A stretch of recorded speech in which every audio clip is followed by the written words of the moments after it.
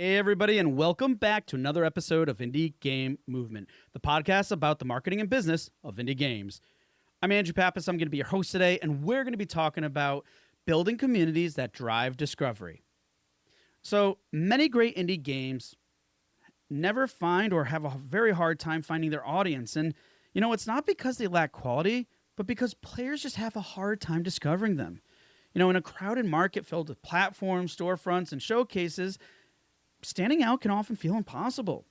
So that's why today we're going to explore how studios can lay the groundwork for success long before launch, from taking early steps that boost discoverability to building authentic communities that last well beyond release. We'll uncover what it takes to create visibility, engagement, and trust without burning out or breaking the bank. So that's what we're going to be talking about right here today on Indie Game Movement.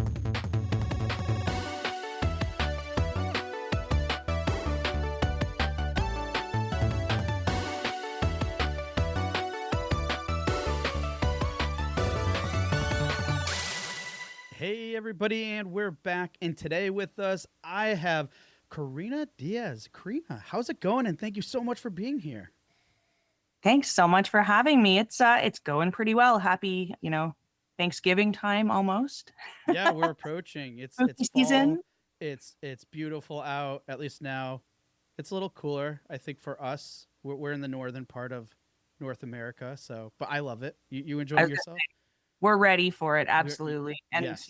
Halloween is coming. It's like my favorite time of year. So yeah, I'm doing great. Awesome. Great to hear. Well, folks, for those of you who aren't familiar with Corina, she is the marketing and social media director at Mighty Yell. And you're also the founder and lead strategist for Correlations. And I'm curious to learn more about that too, because I know it's something that it's your own company or whatever, correct? Am I understanding that? It is. I mean, people who know me will laugh because that's why it's called Correlations. Correlations, get it? In Canada, you can have an unincorporated business as a sole proprietor. It's like a whole thing up here. And we have a lot of government funding available for games and tech and media and entertainment. Mm-hmm. So quite a long time ago, I realized I would have to have a business if I wanted to do consulting in those industries. And yeah, it was one of those things that, like, as a kid, you sort of do it fresh out of school thinking everyone wants their own business. But no, it's sort of been running for quite a while. And I think alongside some really amazing opportunities I've had in games, including the one at Mighty Yell. Yeah, absolutely. And I can even relate to that too. But that's awesome to hear and everything too. Cause like you said, out of school, you started up it's almost, wow, 2 decades now. A scary long time. Don't age me. Oh, but yeah, it's been a while. I mean, I joke that when I got out of school, the reason I got out of school, honestly, I wanted to pursue academia, and doing a master's in social media was laughed out the door in 2002. Nope. Mind you. So that puts a fine point on my age. But no, coming out of school, I wanted to do social media marketing. I actually was a teacher initially. So, you teach when you can't. I joke, I still teach. I love teaching. But no, like that was part of forming the business, is there wasn't really a job for me to step into. There wasn't a community management marketing program that really existed in university that I stepped out of. And there was absolutely no path to the type of career that I think I have now. Yeah, absolutely. It's funny. I'll digress for a moment, but I used to hate it even like several years ago when, like you're filling out forms or something. They're like, what's your job, or what job are you applying for? And there was never a field you could select. Like, especially anything games. Yeah, I know, right? Like, yeah, the most egregious one, and I'll call them out on it, is CES, because I've been going to CES and I haven't been for a few years, but like I've been invited and I've looked at their application forms quite I guess closely. And I still see that, like, community management, digital management, influencer management, whatever teeth those roles have now in other industries, it's not spilling over into mainstream, or at least not the way that I would like and the way that you'd probably like. So agreed. That's why we're here. Yeah. We're here to lead the charge. I love it. And there's tons of great talent in these fields, just to be clear. It's just that yeah, it's sort of like maybe hard to put a fine point on what people like us do sometimes. Yeah, it really is because so many different things. There's lots of nuances and such, which I'm sure we're going to get into some of those nuances in a moment. But otherwise, and real quick too, Karina, like Mighty Yell, would love for you to share a little bit about what you guys do there and everything, and kind of like maybe a little bit more about your role. Absolutely. I mean, Mighty L is a group of, and in truth, this is not blowing smoke, some of the most talented people that I've come across in the games industry over the years, being fortunate enough to fall into a studio together and be able to make some great projects. I mean, our sort of vibe is, sort of smallish games, but big heart. And we do a lot of like weird and funny stuff, but mostly nonviolent. That's a big purview of ours, at least in sort of the, front forward mechanics. So the game that we're best known for is the Big Con. And if you're not familiar with the Big Con, I'll just give a little pitch. But if you are familiar with the Big Con, it's probably something that stood out in your mind a bit. People tend to find it very memorable. Nickelodeon-esque art. You're basically a teenager trying to save your mom's video store in the 90s from loan sharks. So you decide to go on a nonviolent crime spree across America. And it's one of those games that really yes, it was our studio debut, but it also really characterizes the type of game that our studio puts out. So we've done a few since. A Night in the Attic is a VR game that's just very wholesome and cool. It kind of works like a bit of a marble board, and it was designed to be really accessible in VR. So again, kind of like Mighty Yell trying to do their thing in VR a little bit. And we've also done some other weird stuff, like we took on Atari's Missile Command. If you're familiar with Missile Command, yes, I recognize it's got missiles. There's some violence implication there. But we did like a really interesting sort of narrative mystery take on it. It just came out, so if you're interested, you can go check it out now. It's great for spooky season, actually. But you and your friends, in sort of like the mid 2000s ish, kind of go investigate an abandoned Cold War bunker in the woods, and spooky things start happening. And it's got some like cool choice-based narrative woven into what you would probably consider as like a really cool sort of card operative mechanics version of Missile Command Tactics. So it's a lot of like interesting stuff. As I said, very talented, interesting people required to pull this off. And the team at Mighty L is 100% like the thing that I'm most proud of there. It's just a lot of like brilliant minds. Dave is our leader, Saffron, who does our art, who you may also know from Kitten Cup Studios. They're doing a game called Cappy Castaway. Tabby Rose, who also did a game called Quench, which is absolutely beautiful. You should go check it out. We have a lot of people on our team who I stand hard and I feel lucky to work with. And then I do the marketing, which I joke out, but like, it's not that like marketing isn't its own talent, but I don't know how those people work their magic for the most part. It's like a bit of a mystery to me. I see Unity. I acknowledge what it does. But yeah, for my part, I'm sort of coming in and trying to just promote what they do and hype it. I feel like a hype person most days, if you can't tell. No, I love that. And, it's great to hear and know about how rewarding it is to work with such a team like that. And it's funny, I'm slightly familiar with the Big Con, but like as you were describing the art, it immediately just popped in my head. And I think the last time I looked at anything associated with the Big Con was probably years ago. So that's again, I think just me sharing that speaks to kind of the degree that you were sharing about the team as a whole, that it can have that much of an impact from just the art perspective. And we're not even getting into really much outside of what you shared for the rest of the team. So really exciting to hear that and stuff. It means a lot. So That's so yeah. So, between all these things and projects and things that you're working on, and I know you're doing a lot of other stuff too, but like when you have some downtime, what do you do to unplug or unwind or what, or just to relax?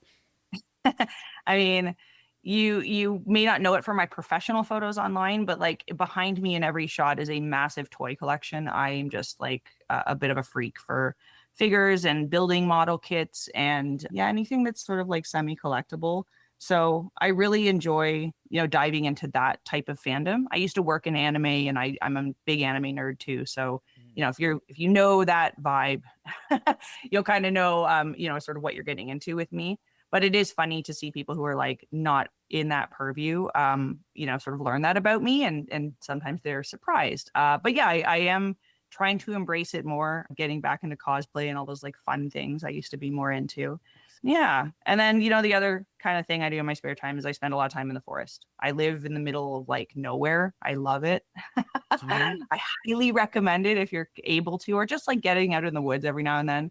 But I think it helps me justify the many, many hours I spend online playing video games. Yeah, having that green and woods and stuff. I'm curious. Do you forage for mushrooms? Oh, that's like such a funny and relevant question to bring up. So we discovered lion's mane is growing on our property, right? So if you know mushrooms, which I don't, and that's why I'm not going to go eat it. But Good but no, call. we had a delivery guy come up and knocking on my door, really excited one day, saying, "Did you know that you have this growing on the side of your driveway? And it's like amazing and has all these medicinal properties I Yes, it don't does. know." Yep. But yeah, so I haven't had the courage to forage for mushrooms. Part of that is that I have a small child, and I feel like if I got sick, I don't know, everything might fall Or apart. they see you eating them, they're like, "Oh, okay." Well, that too. Let's be cautious. But I do know like where I live, that's like a super like popular thing to do. So it's just so funny that you ask because clearly like clearly it's a popular thing to do where you live too, I guess. Well, I don't know. I want to do that sometime. I don't I have access to these places. They're far, but at the same time, similar reasons. I did find one apparently that looks just like a portobello, but realized that from one very distinct thing that it's not. Sorry, I have this weird The fascination ones with will kill you. mushrooms just because I've learned so much about them, just because it's just so weird how these things work. I know I'm getting way off topic here, folks, but Oh no, I love the mycelium network stuff. I've been yes, watching a lot yeah, of documentaries about that, which help the orchids that which grow on my property grow. My goodness, this is tangential. yes, Listen, game developers are fascinating people. We're multifaceted, okay? yes. And mushroom networks is just like marketing.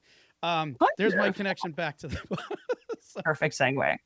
really appreciate you sharing more about yourself, Karina. But before we move on, want to get to know you a little bit more. And to do that, folks, we're going to have Karina go through the Q box round. And that's just a few random questions I prepared here today. So, Karina, are you ready for the Q box round? I was born ready. I love that answer. Okay. First is, what's the most helpful or impactful advice you have ever received? This is an easy one, and it's also because I used to be a teacher, but truthfully, never stop learning. And that is such a cheesy, I know, simplistic way of putting it. It's a little glib, but if you open your mind to every conversation with the intent of learning something, it really helps remove biases, strip down prejudice, and in my opinion, helps you not overlook things that you might naturally overlook because of potentially biases that you're not even aware of. So just coming at everything with sort of like a learning mentality and that every experience has something to offer. Never stop learning. Love it. All right. Next is, what's the biggest failure you had as a studio, and what did you learn from it? Oh, so timely because we were just having a great conversation about this at one of our studios. But no, I think when you work with a lot of talented people, they want to, and I'm going to try to use the clever phrase I used, they try to shoot for the moon regardless of how much fuel is in the tank, Mm, which is ultimately a scope issue. Don't overscope your projects, especially when you're basing some of those decisions on what you would love to see in your project versus what a player needs to see in your project. But like that's getting a little in the weeds. Ultimately, just don't scope up. Try to shoot within your means. absolutely love it. And last but not least, in the staple here on the show is, what game are you playing now? Oh, another good question. So there is a game that is not out for anyone else to play yet. Sorry, but it's coming. It's It's coming. coming It's coming. soon. So stay tuned and you can go wishlist it right now. That's my segue. Called Arcane Eats. So I'm not much of like a card battler, deck builder, roguelite person necessarily. I think the games are fun. I wouldn't consider myself an expert and I haven't like played, lots of Slay the Spire or anything. But I am intrigued by them. And this game Arcane Eats is about food. I used to be a food blogger. I think it's really like cool how it worked with like kind of recipes and like Iron Chefism. Ooh, okay. But it's also like your quite classic, like and pretty intense deck builder roguelike strategy type of game. It just has this like lovely segue into it that feels kind of like, I dare say, cozy and wholesome, and maybe not afraid to try that type of game. And I've been playing it a lot. So Arcane Eats, you can go wishlist it now, and like, I can't say much more, but like, believe you me, you'll be able to play it soon. Awesome. Well, that sounds great. And again, thank you for sharing all this about you.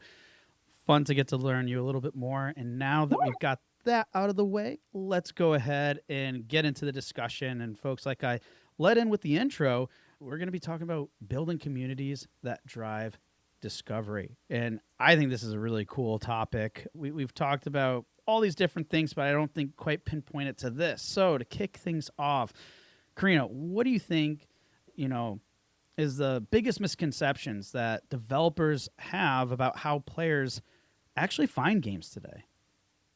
I mean, in truth, I think that there's a lot of misconceptions, but the reason for that is that nobody really knows this answer.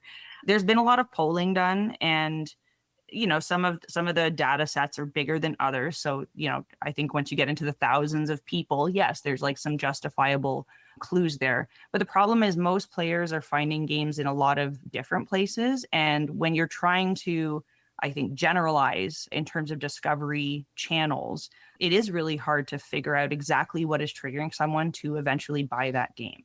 So discovering a game and seeing it in a feed is like a very like first step process. And I think, the process that takes people through to purchase is very complex when it comes to social media and word of mouth and influencers. And it's not as direct as, I think traditional marketing would like it to be, which is like there's a click, you can attribute it, you can tell exactly like what triggered a game to sell.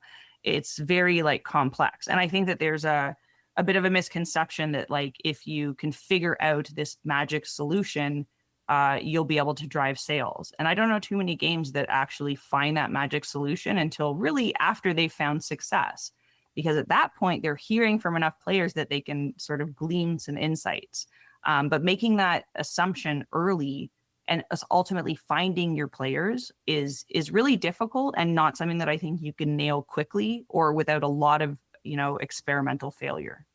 Yeah, you make a good point too, because as you were kind of explaining what that traditional view is, what popped into my head was also like, and I feel the same way, is you have that marketing funnel, and we have this like colored funnel visualized, right? And it's like, oh, awareness, and then further down and to conversion, and the same thing. It's very nuanced. It's very dynamic. It's like the way I look at it is it's not a funnel. Just think of a very horrible organized network closet of all these cables that are just rat's nest.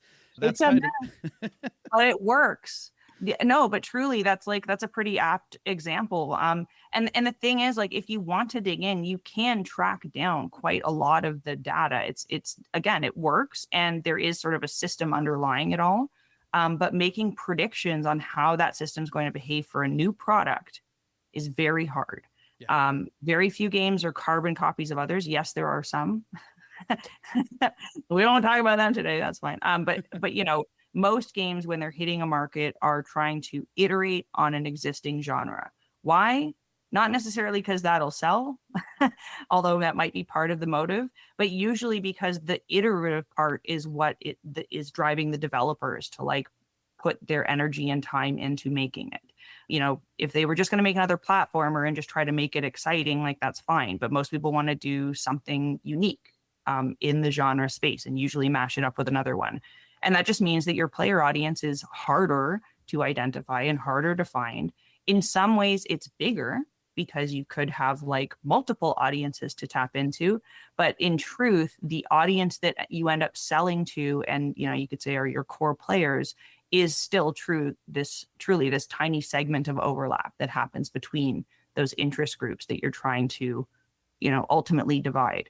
So I think most games have that sort of inherent beauty to them, but also that inherent problem where like it's not easy to pinpoint the perfect player for this game. And again, that's not true of every game, but I think a lot of games are making the effort to actually try and find like their own special player base. So that means, the marketing is not going to be something that you can just point to someone else's successes for and copy. Yeah, and that's a good point too, because really, it's like kind of like case by case. Like your project is going to be very different from someone else's, even if it does align in a lot of different ways and such. So, I like that you called that out. You bring up some other interesting points too that gets me curious and wanting to know, like, are there any like early steps? Would you say that like small studios can take before their launch? To improve their discoverability potential overall, I guess. I mean, there are a lot, and I think, understanding that not every studio is going to have a marketing person in place early on. It's not even wise to, depending on your production cycle, really. But if you're able to do a couple of the small marketing pieces, when someone does join, they'll have a lot more to build on. And so if you do have someone on your team who's kind of like semi-capable or, willing to begrudgingly do this kind of stuff, it's really helpful. The first and maybe most obvious thing is, before you set your heart on the name of your product, maybe just like do some research, make sure that the name is available.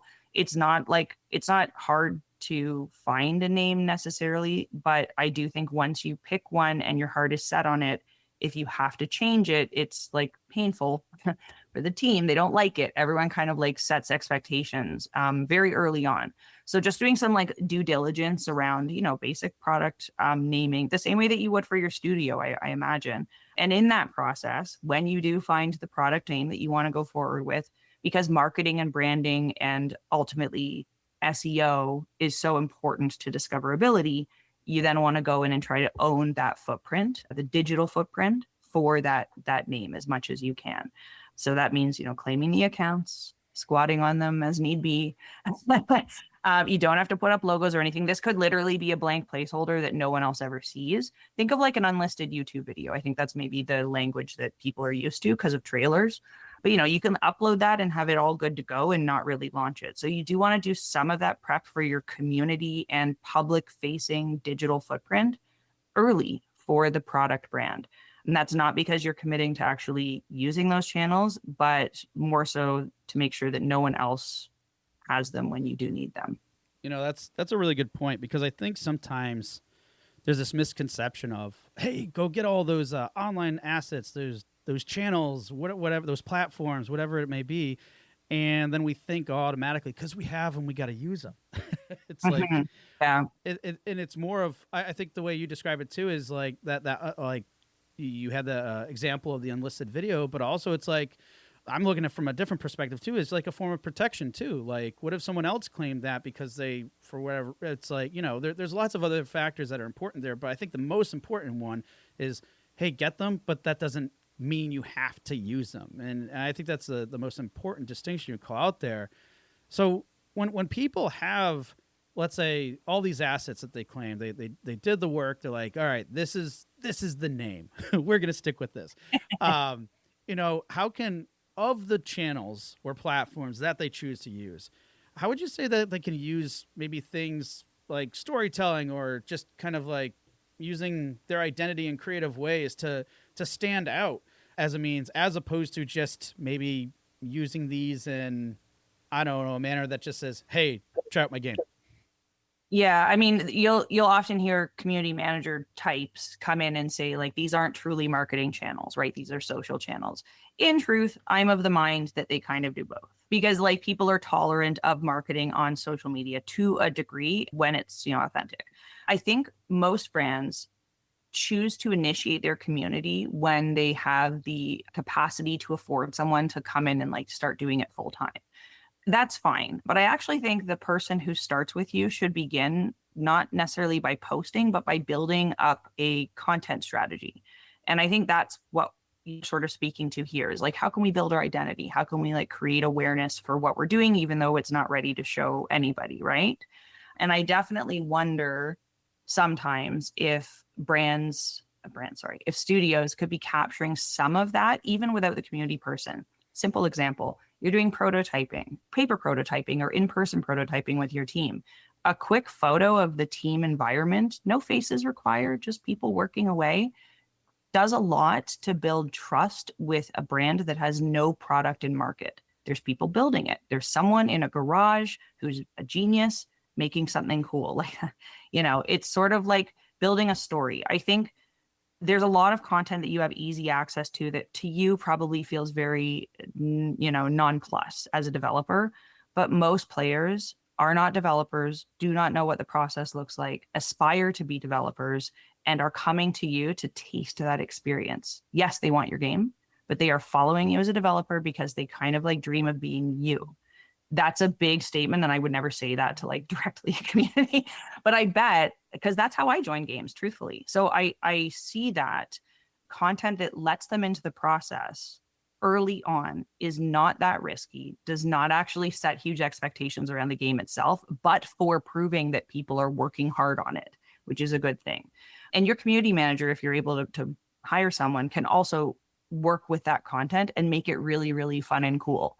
There's all kinds of trending topics that they can sort of leverage. It takes very little to kind of work with to make content happen, but you do need a community person to kind of generate that. So if you're not ready for that, think of what simple content you can capture. Bugs are my favorite thing. Start a channel today called Featured Bugs in your Discord, in your wherever your community team, or sorry, wherever your studio community exists right now, and ask your developers to start dropping in things that they would never want to make it into the game, but are really, really funny.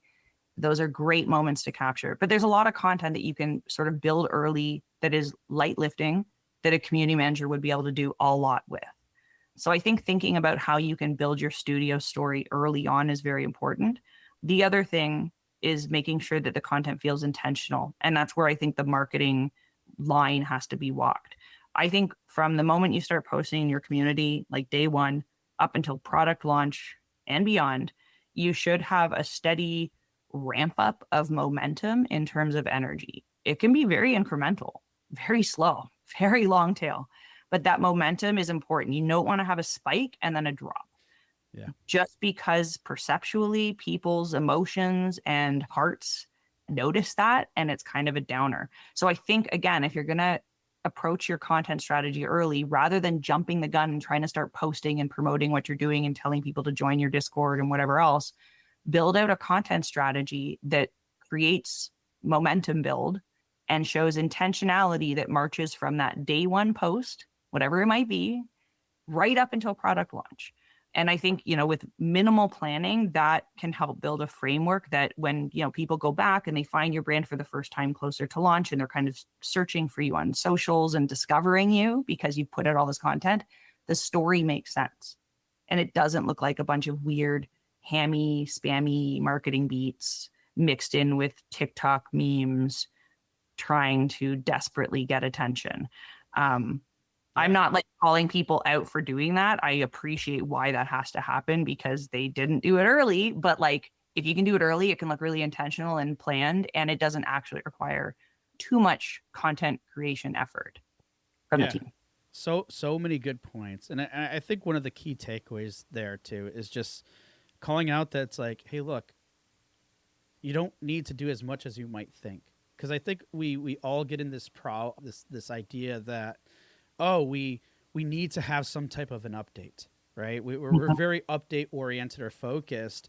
And I mean, I'm actually have, worked with teams before and such where that can get you into a lot of problems sometimes too. It's like, look, I want to be transparent and everything else. And then we promise this thing, but then all of a sudden like, oh, it changed. And then people are like, well, what's happening?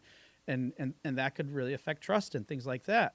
Where sometimes it's like, well, if you just change the conversation a little bit, that direction, you're still providing that insight that you called out to, that people are like really curious and want to kind of know more about, like the behind the scenes to some degree and various aspects of that.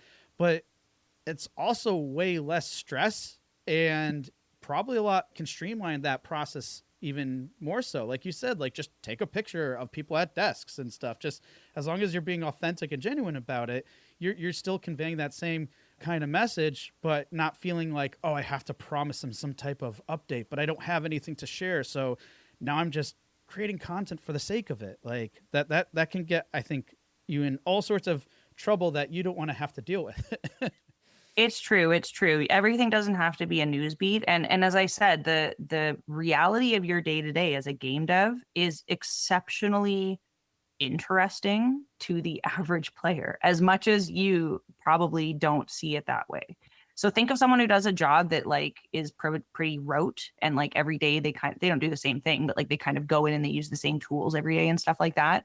And what it looks like to you as an outsider versus the person who's probably doing that every day. Because I get like, I'm in awe of auto mechanics. I don't know, like I just like, it's easy for me to get excited, especially when I don't really have to do the work. I just have to like look at a photo on social media and, say, cool guys, can't wait for the game. Like, it's people like to engage with that content. And I know you're about to lean into a question here, but like this is an area also that indies have an advantage in, not a disadvantage, but we'll get there. Well, yeah, I mean, you're absolutely right, and that's what I'm always curious about, and like I think we've discussed it in some capacity here on the show too, but wanted your take on that, which is when it comes to indies or just even smaller studios and whatnot, like where are do they even have these advantages, and what are they essentially compared to like big studios or even like AAA? I know sometimes we can compare ourselves to those that are bigger than us, but not realize what these advantages are and how they can, be a strength for discoverability that we're not even considering. What are some of these things? I mean, in all honesty, we are sort of in the same market as these other triple A's to a degree. We're all kind of competing for the same people. So we are, in a sense, up against them. However, indies have very little red tape compared to other larger organizations. I'm not even going to put a fine point on what that might mean anymore because it's a little nebulous. But usually, the fewer funding partners you have and the fewer like business interests you have controlling you, and the fewer board members you have to be beholden to, the more experimental you can be. This is part of why indies can be transparent. It's like inherently a little bit risky to be transparent about what's going on in your studio. And AAAs would never want to assume that kind of risk, especially with the amount of money being pushed around behind the scenes that we don't know what's happening with. But with indies, I think it's pretty out there, especially a lot of indies that are like publicly funded in some way. We get like investments and stuff that are easy to look up. So players already kind of know a lot about us, and we can lean into the fact that like we don't have to go through legal red tape. We don't have to go through as many approvals to connect with them. One thing that works really well in community and marketing and generally strengthens discoverability is the ability to experiment and iterate on content with your community. So it has to be like paired with actual engagement where there's like a real person like talking to people and liking other people's content and doing the do on social media. This is not something that I find large companies do well, not because there's not brilliant people working at them who get this, but because there's a lot of rules and policy, and sometimes it's absolutely necessary for reasons, but like there's a lot more of that in place that would limit their ability to be experimental. And you can see this instantly if you look at like, let's see, like Aggro Crab, for example, and how that game has handled their community page is brilliant. Okay, but like, or Landfall, like any of their games, and just see how the indies, the edgy indies, handle their community outreach versus the arguably equally edgy giant publishers and AAAs. It's very different.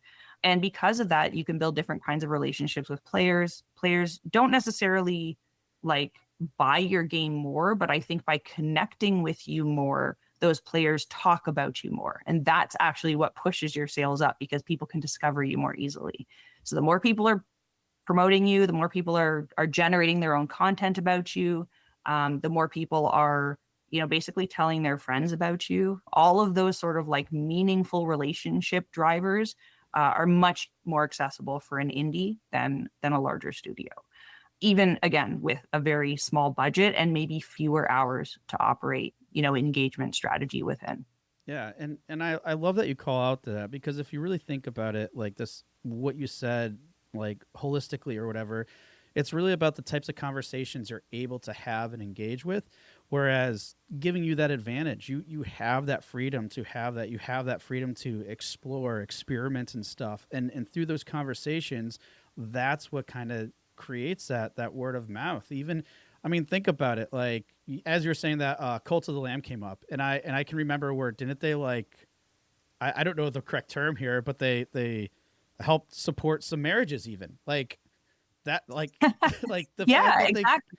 right, that, I mean, I know of the game from the purposes of being in the industry and popular and stuff, but that's like pretty cool story. And here we are talking about something like that. I mean, but could AAA do something or want to do something like that? Probably not. And hey, that's fine. That's there's reasons for lots of these things, or that it wouldn't be in line with what they want to do. But you know, again, it sounds like it's really about those conversations and being understanding of how valuable those types of conversations, those connections, those relationships that essentially you're forming, and what kind of impact they can have on players. It's not about the just always the bottom line, right? What's that wish list number? What's the sales number? It's that process of creating those conversations. That's right. I mean, in truth, community pays in dividends around engagement and amplification. So it's less about conversion metrics. And that's where, again, marketing maybe has no place truly in community because it shouldn't be measured for driving conversions directly. But you are driving, as I said, all of that like extra energy that will tap into conversions. And as we said at the top of the call, it's very hard to track that process. There's many people trying, haven't seen a perfect solution yet. I'll get back to you. Yeah. So we're talking a lot now about like communities and stuff. And I know we talked to some extent about the, identity and having these conversations. But and in light of that, I mean, are there like really effective ways that, studios can start building a community, especially like thinking about before they even have a playable build? Because I know that's a struggle for a lot of people, is like, all right, we want to build this community and everything, but we don't have the game yet, or With any what? form. Like, Yeah. so what do we do to engage them and do all these things that we're supposed to be doing? Yeah. I mean, there's a few ways to approach this, right? As I said, like once you kind of start building a community, there is a bit of an expectation that you do something with them, engage with them. It doesn't have to be a big news update, but like you're going to have to like do a bit of management, right? So I think sometimes collecting a community, sort of like critical mass is a good way to look at when to launch some of those initiatives. So you may want to start with like a mailing list. That's usually like a nice way for people to express interest in getting to know you more, but recognize that you maybe don't have something for them immediately. That's like a very well-known exchange and sort of relationship starting point in terms of the digital space. A bit of a handshake, you might say, when you give someone an email on a mailing list and you agree to like let them come in, right? So like, cool, I'll see you again sometime and I'll recognize you, hopefully. um, so, the goal with most indie developers, truthfully, is probably building that up to a point of, as I said, like critical mass where they have a big enough community that like, oh man, we should start to do something, or a critical point in their production / go-to-market strategy, which is like a playable or a demo or maybe a beta that they need some players to come and try. But usually there's sort of a need as well as like a critical mass driving point there. Beyond that, though, I think beyond like making sure that you have a bit of a community to start with and a reason to start at that point in time, other meaningful ways to build community and vanity metrics, I guess, is sort of what we're talking about here when it comes to followers, is absolutely by engaging with other accounts.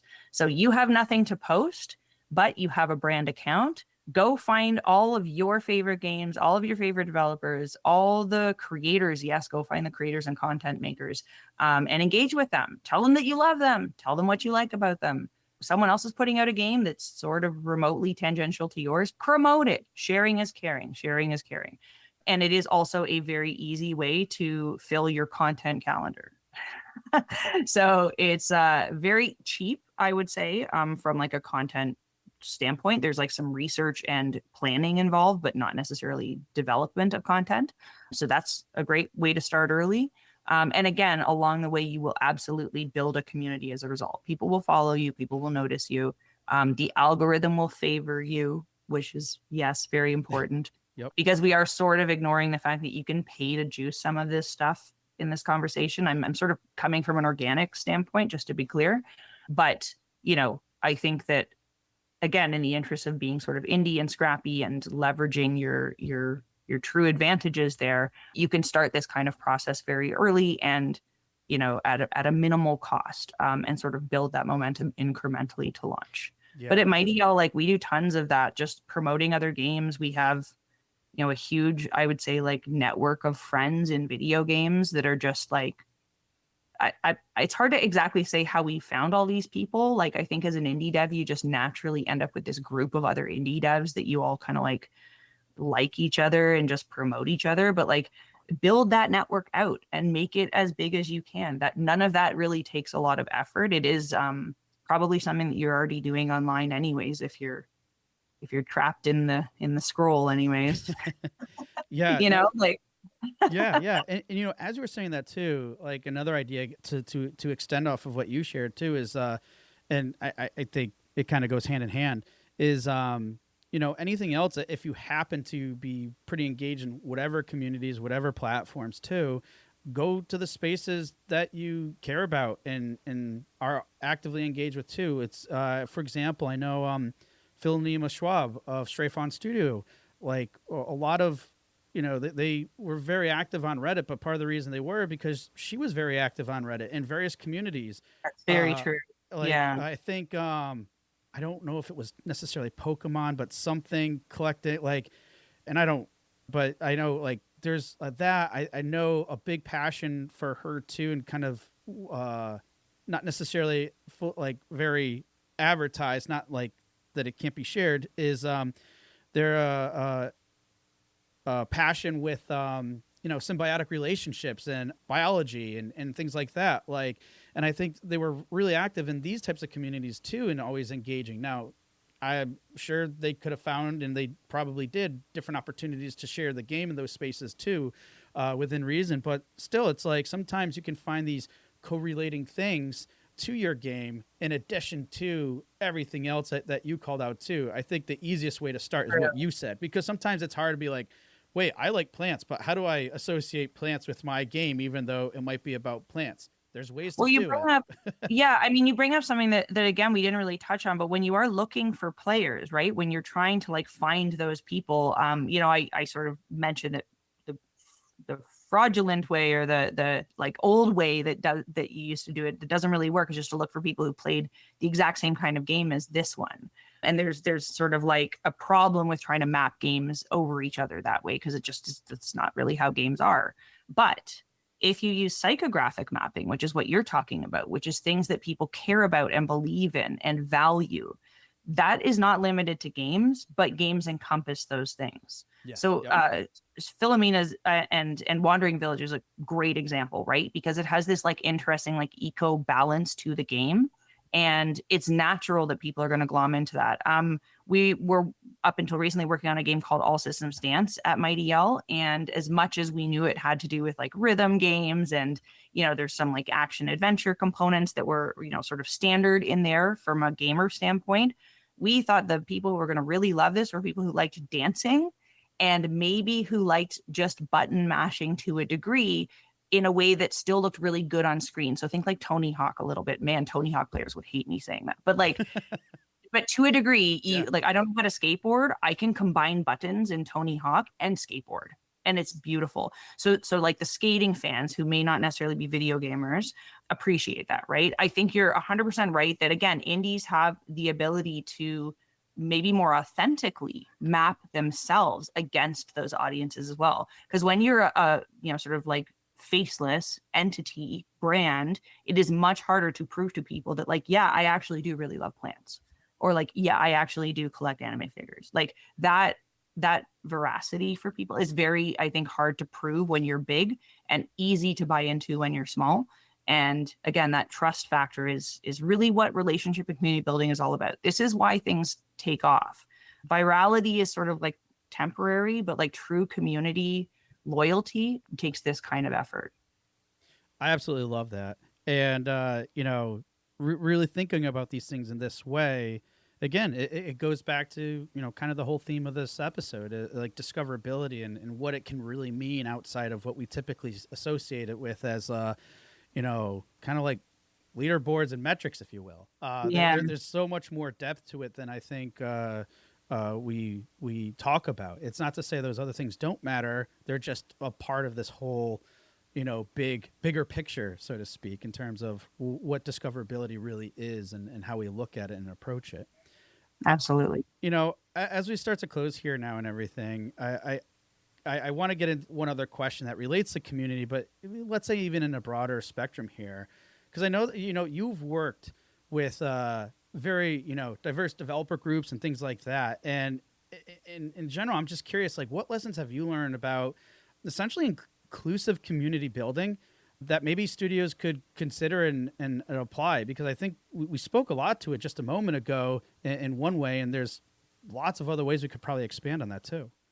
Yeah, I mean, to touch like very specifically on inclusive community building and doing it from the start. It's something that I obviously believe in. It's pretty obvious from the brands that I work with, I think. But I've been involved, as you said, with gender diverse groups and sort of marginalized quote unquote developer groups, and trying to build communities that felt inclusive to them. And the common ground that I've seen between both like the sort of traditional players that feel like there's lots of communities for them, and the players that also feel like they are a bit marginalized, is that collectively they're both kind of still craving the same thing from their communities. It's not like one group is, dramatically different in what motivates them. I think they've just been underserved. So I think there's a bit of a misconception in thinking that you're going to have to alter your community or your like the direction of your community or like your, even the project itself, because you have to suddenly be inclusive. That's really not how it is. In fact, being inclusive, I would argue, obviously opens you up to more players. You probably want as many people as possible to play this game because A, you built something and you want them to experience it, but B, you probably want to make a bit of money so you can make another game. Just saying. So inclusivity is great for that from like a bottom line standpoint, but also you will save a lot of money and costs and time and sweat and tears if you build an inclusive community from the get-go. If you don't let toxicity seep in, you will maintain control, you will build a community people can trust, and you'll build a community that can grow. If you let toxicity seep in early, and this could be in very small ways, simply letting people make bad jokes, like you have to decide what the policy is going to be. There's lots of great examples out there, but in my experience, the best communities have a fairly tight policy in place to make sure people can come and enjoy themselves and do it in a safe way. And it is in your best interest to nurture that, both from like an ethical standpoint and all of that good stuff. But truthfully, I can tie it to the bottom line if you need me to. And it sucks that I have to, but I often do. So I think, in indie studios, everyone kind of usually agrees with this. The holistic nature of how indie studios grow means most people share values. They all want to see the same inclusivity in their community. Some of the larger groups that I've consulted with, they're sort of struggling sometimes to figure out how to either mold their community in the right way or sometimes rein it in. Like I've worked with studios who had large communities who just went toxic and frankly run amok. So like they kind of lost control, which is where sort of, again, it becomes an ROI standpoint, issue. So I do think that like whether you're championing for like the ethical reasons or just like the business reasons, you need to build inclusivity into what you're doing. And you need to take some responsibility as you build your community to make sure that you maintain whatever rules it is that you're going to set out from the get-go.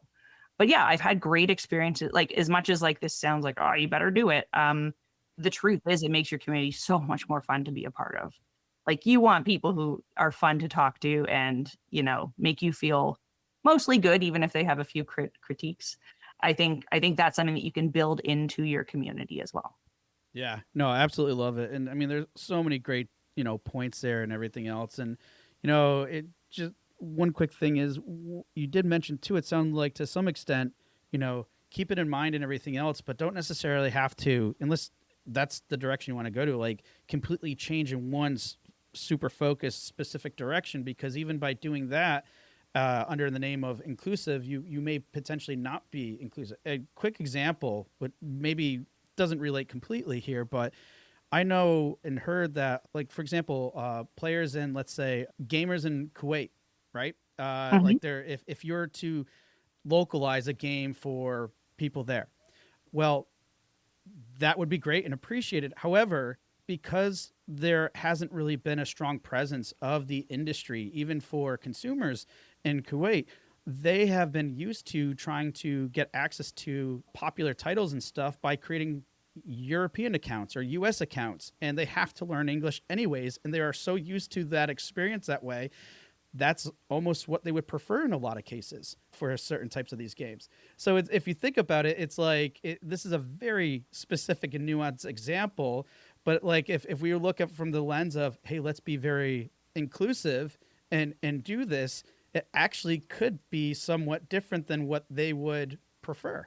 So, but it's one of those cases where it's like, again, very, very specific here, and maybe I digress too much, but it gives an example too of, I think, what you said, really getting down to the values and those core components more so than maybe some of the specifics can make all the difference in how these communities are shaped, and doing so from the get-go just makes it so much easier.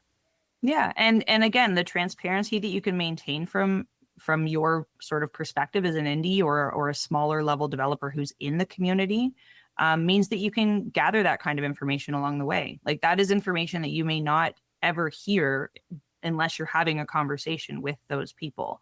And as much as I think, a lot of developers will say, oh, well, there's like, Steam forums and I can use social media for that. At some point, you probably will need them within your community to some degree, even if you're just following each other, in order to have that type of honest feedback come through. But no, like localization considerations are a great example. It's one that, everyone says inclusive and they think of like, probably DEI standard stuff. But inclusive is like an accessibility element that extends into like a lot of different challenges that devs have to face, including what languages they're going to operate in. And also, as you said, how you're going to cater to players' preferences versus demographic tags, right? Yep. So I think building your community early again will allow you to like, that's sort of what experimentation is about too. Like you're not going to get everything right. You might have people come in and say, you're doing this wrong. That's not how we want it. That's fine.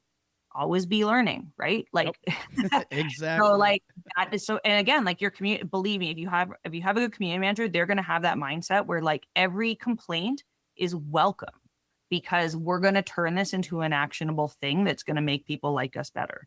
But like developers may not be the best people to receive that feedback, just saying.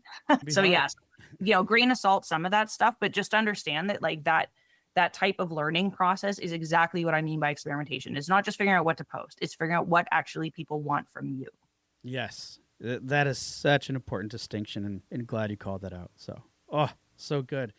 Well, we're definitely on time here, but before we leave, first, we discussed a lot. Are there any tips, takeaways, based off of our conversation that, listeners today could leave with? Yeah, I mean, like, as again, building early sounds like a glib point to make, but like as early as you are able to start thinking about this stuff, because your product is, for many developers, this passionate vision that you're trying to bring to life, and you're going to spend a lot of time and money and energy making that happen. You do not want it to land and fall flat. You want as many people as possible to experience it. I'm assuming you're building something that's amazing. So you just have to make sure people can find it. And that's exactly what community and marketing is for. I will also say, again, that if you have a budget and you're not doing everything organically, there are places and times where it makes sense to juice these efforts and invest in promoting them in other ways. We didn't touch on any of that in this conversation, but I just want to acknowledge that like almost any budget, even a small one that only covers your actual like community manager staffing and sort of content planning, even that can be very effective. Organic campaigns have done very, very well. You can use them to secure editorial placements. I am living proof. So, like everything Mighty L's done has been pretty like editorially secured of late. And this is a viable path to building a strong, loyal, and, convertible community. So, yeah. Awesome. Absolutely love it. Can't thank you enough for those. And Corina, if people want to reach out, learn more about Mighty L, or just connect with you or talk or whatever, what are some links or ways that they can do that? Yeah, I mean, honestly, the easiest way to find me is Core Corina, CoreCorina. I'm Core Corina everywhere. So LinkedIn, You can hit me up at the good old Hotmail if you even want to. I'm not old, I know. I'm a diehard. But yeah, I mean, feel free to reach out. I'm always like excited to talk turkey. Thanksgiving's coming. And yeah, honestly, like I said, I truly am always learning. So if there's something here that you disagree with, or if you have some insight on, like, I would love to hear from you. Awesome. Well, Corina, I can't thank you enough. This has been really exciting, fun, all of the above. And Same here. yeah, really appreciate you sharing your insights with us today. It's been a pleasure. Thanks for having me. It's a great time. Hey everyone, thank you for listening to another episode of Indie Game Movement. I'm Andrew Pappas, your host, and the show's producer is Mustafa Price. Show notes for this episode can be found by visiting rengenmarketing.com, the number episode of the show. Rengen Marketing is a consulting marketing company that helps indie devs with their marketing efforts. Whether you need guidance with your game's marketing strategy or could use a free marketing plan template, then please visit www.rengenmarketing.com and take action. A special thanks to Dakota Saab for Season 2's opening theme and Melissa Gellis for the new logo design. And as always, thanks for being such great listeners, and we'll see you next time on Indie Game Movement.